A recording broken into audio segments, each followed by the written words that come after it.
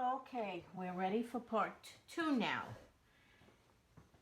Now this is what you have, and we're ready to paint. However, we don't need the magazine under it anymore because we're not using crayons, but I have found that when I paint with my watercolors, I make a mess.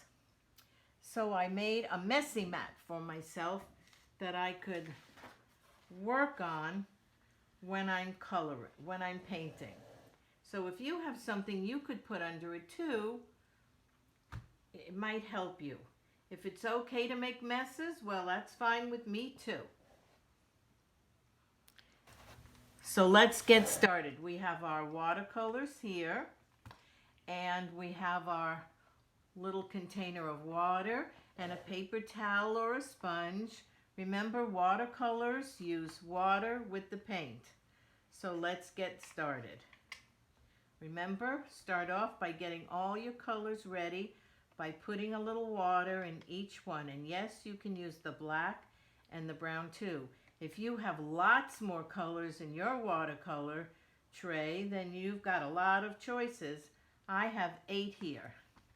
Now, remember, watercolors are meant to be kind of thin and watery looking, not gooey and thick like the other paint we use.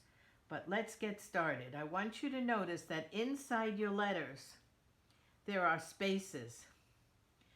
Some of them have spaces around here and outside, and some have spaces in between, and you can use all different colors for them. So I'm going to start with the spaces inside my M. There are 3 of them. One here, and one here. And I can paint them each a different color or the same color. I think I'd like to do a little blue. So I dip some water in. I gently rub my brush. No squishing and mushing down on the brush. We use the brush on the very end. And just start to paint in.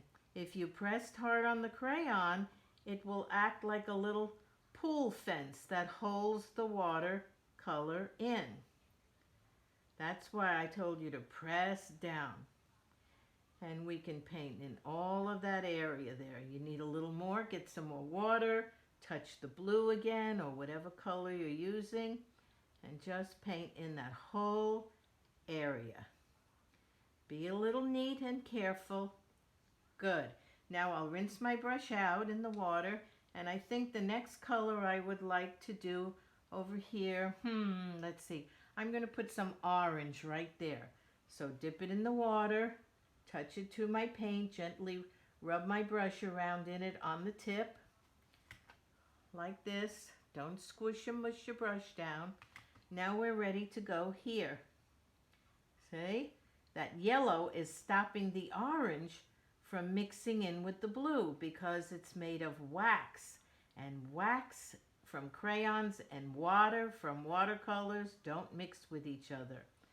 They pull away from each other, resist each other. There we go. And you can continue, and then when you're done with this, let me do one more. I'll do the E down here. I think I'll use some yellow. There's a big space in here. My yellow looks a little bit orangey, doesn't it? I like it though.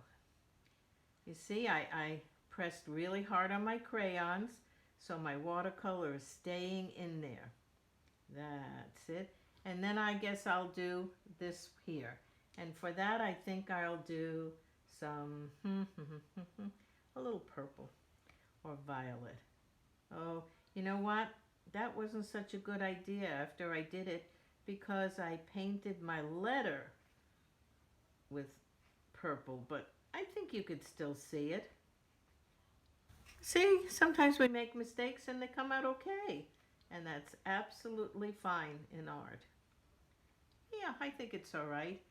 Now, after I do this, I can paint all of this on top, whatever I like, and all of this on bottom, whatever I like, until you'll be all finished. There we go. Okay, boys and girls, I want to see your name artwork when you're done. Take a picture of it, send it to my email. You know my email, it's in the letter. you got. Take a picture of it, email it to me, and don't forget to tell me your name in the email so I know whose it is.